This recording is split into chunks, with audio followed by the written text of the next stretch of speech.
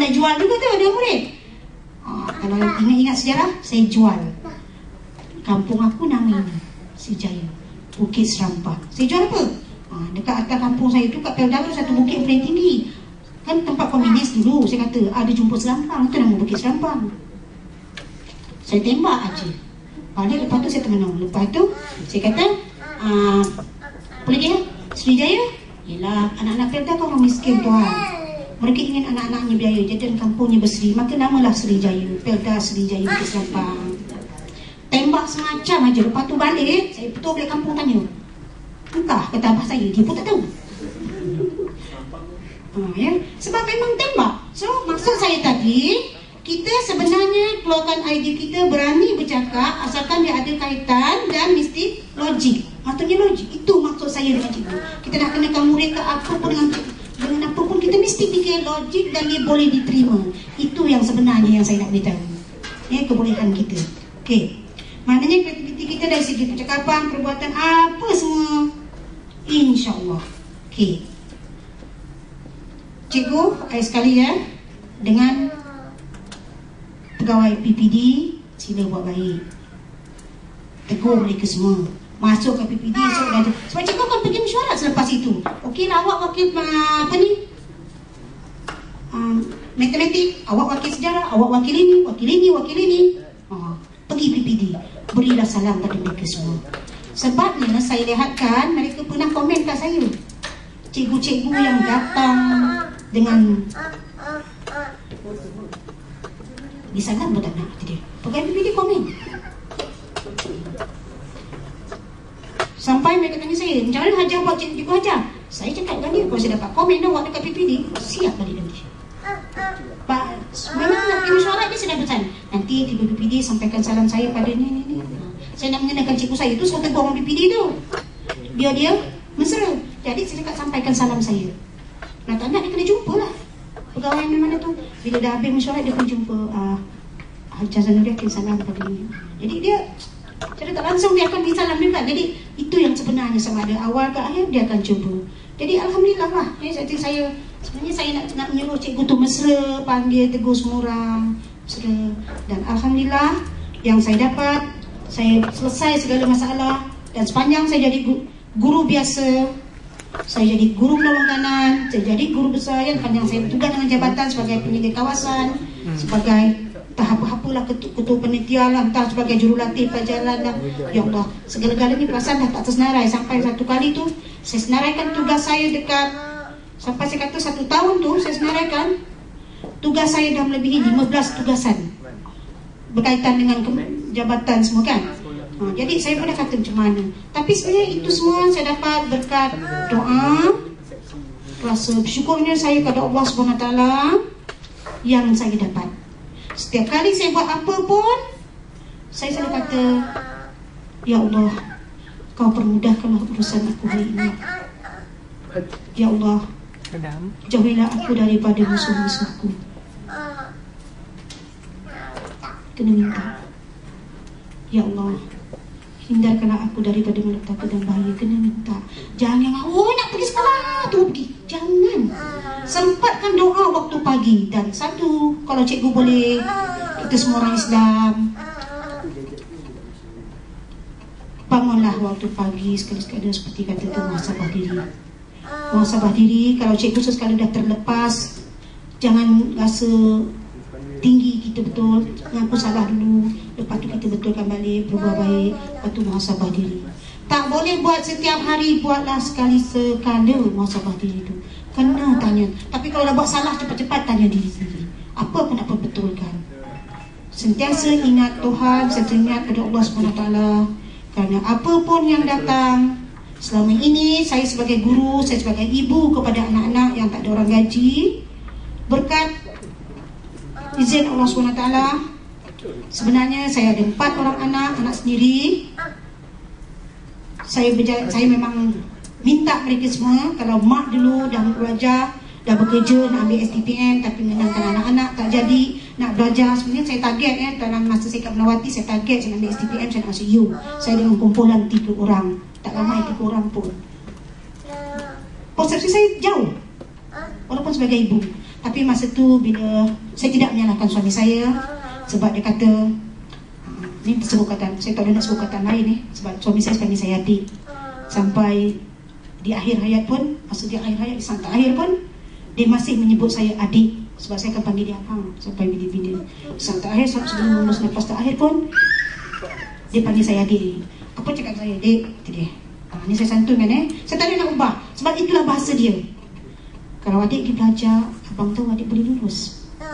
Dengan cara adik belajar, cara adik bekerja semua-semua. Sebab pernah saya ambil perasaan kerajaan, orang pergi kelas dekat sebulan, saya pergi kelas minggu je.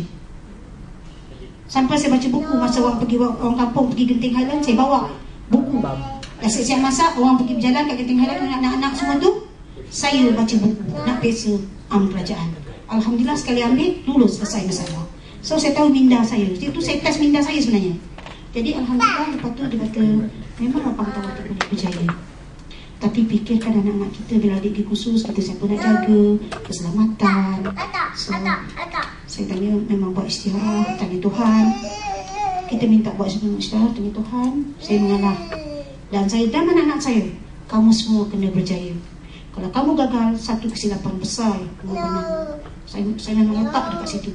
Alhamdulillah, dengan berkat izin Allah SWT, cara saya mungkin cara mengajar. Kerana saya selalu kata dengan murid, cikgu minta maaf jika ada salah silap cikgu masa cikgu mengajar hari ini. Yang itu saya tak sebut tadi kan, saya nak sebut hujung ni. Okay. Cikgu minta maaf jika ada cikgu salah silap masa mengajar hari ini. Kalau tak faham, nanti boleh jumpa cikgu kemudian, atau datang ke rumah cikgu untuk bertanya. Atau waktu petang bila kita ada co-curriculum, ada aktiviti, boleh jumpa cikgu. Nak cikgu minta maaf esok? Sebenarnya tak rugi. Cikgu minta maaf jika awak ada yang tak dapat semua, tak rugi, saya dah buat. Saya doakan kamu semua boleh buat latihan dengan baik, cuba sedaya upaya, apa pun cuba dahulu.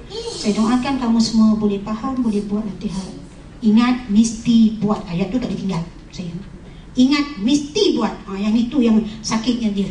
Dalam sayang-sayang apa-apa pun ada lagi hujung dia. Mesti buat. Kita minta maaf semua. Lepas tu doakan cikgu yang murid, doakan cikgu sihat. Tak ada masalah, hari esok kita jumpa lagi. Kalau cikgu sakit apa semua, saya tak masuk kelas dah esok. Nak tak? Tak nak cikgu masuk kelas. Kita kena minta doa. Sebab apa 35 orang satu kelas atau 40? Kalau kita dah masuk satu hari 4 kelas, berapa orang yang mendoakan kita? Itu sebab tadi saya kata seorang guru, seorang guru untung jadi guru. Dan saya selalu kata, minta pada Allah SWT, ya Allah, setiap kebaikan yang aku lakukan ini, aku mohon Kau balaslah segala kebaikan ini untuk anak-anakku. Dengan Tuhan saya minta rezeki, kebahagiaan, minta. Tapi saya selalu minta untuk anak-anak saya. Dan dengan izin Allah SWT, Alhamdulillah, anak-anak saya bolehlah berjaya. Hingga saya ada tambah 2 lagi anak angkat, anak kepada kawan saya yang mana hampir meninggal dunia. Kami terputus sejak dia lahir, tapi masih ibunya hampir meninggal dunia. Datang dalam mimpi saya berapa kali, 2 kali, 3 kali. Lepas itu saya cari alamat dia, terputus. Berjumpa dia masa di Melaka, di KL sekejap. Lepas itu terputus daripada sejak akhir hingga anaknya umur 5 tahun. Dia hampir meninggal dunia.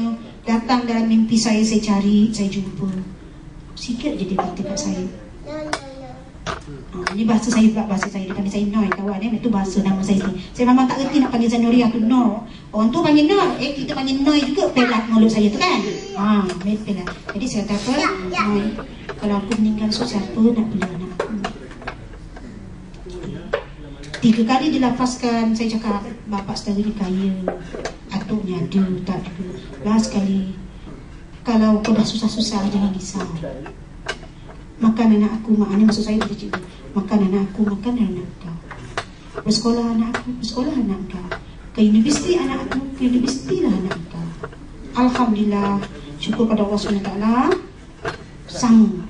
Dan sekarang seorang lagi. Ini dugaan Tuhan pada saya. Anak bongsu laki-laki, yang ini anak angkat juga. Sekarang kata ni, ini problem bagi saya. Puas kita minta Tuhan macam mana memang minta. Ada juga lah berbeza daripada keluarga asal, tapi ada masalah. Sebab akhir sekali saya pegang kelapa setandan. Tuhan takkan bagi saya satu. Kedua, saya kata saya menyabarkan diri saya. Tuhan mungkin tak bagi aku sepenuhnya. Takut aku lupa siapa aku di sisi Allah SWT. Itu yang menyejukkan saya. Apa-apa yang dibuat saya selalu sabar. Lepas tu dia boleh baik semula. Sebab selalu saya kata Tuhan menduga aku, ya, Tuhan menduga aku. Dan sebagai guru yang perempuan, sebab tak semua orang pergi dalam kita punya usrah, ya, saya pesan bila jadi isteri nanti, sabar-sabarkanlah diri anda. Apapun telatah suami anda, merekalah yang terbaik untuk anda. Itu saya pesan. Apapun masalah yang timbul, dialah yang terbaik untuk kita. Dan yang laki-laki, jangan ingat nak beli perempuan je, mesti laki-laki kena. Yang laki-laki, saya tidak boleh nafikan ego seorang laki-laki. Tak maaf ni saya sebut ego seorang laki-laki, saya tidak boleh nafikan. Kerana kan disebut dia mulu, dia jadi ketua. Kalau dia tak ego sikit, dia mesti ada kekuatan dirinya. Terimalah mereka itu, apapun masalah, apapun masalahnya, terimalah mereka itu, handle lah baik-baik. Kerana bagi saya, yang suami saya telah meninggal dunia pada 11 bulan 7 hari itu, memang kita rasa dia tidak tengok-dengar cerita-cerita orang gini. Kita mungkin rasa iri hati. Tapi saya selalu kata, dialah jodoh yang telah ditentukan oleh Allah SWT untuk kita. Dan sebenarnya bila suami saya pergi, saya terasa sangat. Kalau masa meninggal ibu, saya terasa. Dan saya nak kata juga pada cikgu-cikgu semua, pada doktor semua, macam doktor kata ibu, buat baiklah pada ibu bapa, sayangilah ibu bapa. Kan bagi saya, kalau nak kata ibu saya bersyukur kepada Allah. Bapa boleh meninggal di tangan saya, ibu boleh meninggal dengan saya, dan suami juga meninggal di pangkuan lengan saya. Saya bersyukur kepada Allah. Memang saya bersyukur kepada Allah. Sebab apa? Orang-orang yang kita sayang itu dapat kita hadap di saat-saat terakhir. Jadi apa pun kita tak dengar komen orang, kita rasa alhamdulillah, syukur. Dan kita boleh mengiringi secara sayangilah ibu bapa. Jadi kepada yang masih belum, ada yang belum kahwin kan? Ada dah kahwin? Belum? Semua dah ada? Single. Yang single-single ni, jadi kalau dah itu jodoh kita, terimalah, doa selalu dengan Tuhan. Dialah jodoh yang terbaik yang telah Tuhan tentukan untuk kita. Jagalah dia dengan baik, sabar, amat. Dan kesimpulannya, di sekolah, dengan ibu bapa, dengan pegawai, jabatan, dengan siapa pun, sifat yang paling baik ialah sabar. Seorang yang sabar memang akan selesai masalah. Selesai masalah, jangan risau. Jadi saya mohon maaf jika ada salah tutur kata saya. Sebabnya maklumlah kan, seorang guru kan, seorang manusia, guru itu manusia, dan guru adalah pendidik. Maka apa yang saya ceritakan itu persepsi saya bukan mengajar murid. Saya adalah seorang pendidik yang membentuk, memberi ilmu, membentuk sasiah diri murid untuk menjadi insan. Cikgu pegang satu persepsi, insan tu amat perlu dipegang. Saya dapat perkataan tu bila saya buat latihan mengajar yang pertama oleh sekolah tu. Dia jumpa saya, ramai datang, dekat 15 orang. Tiba-tiba dia panggil saya, dia cakap, selepas 2-3 hari tu dia panggil saya, Nuria, ya kak, atau saya panggil dia, satu hari dia, kak, didiklah murid sebagai seorang insan, kata dia.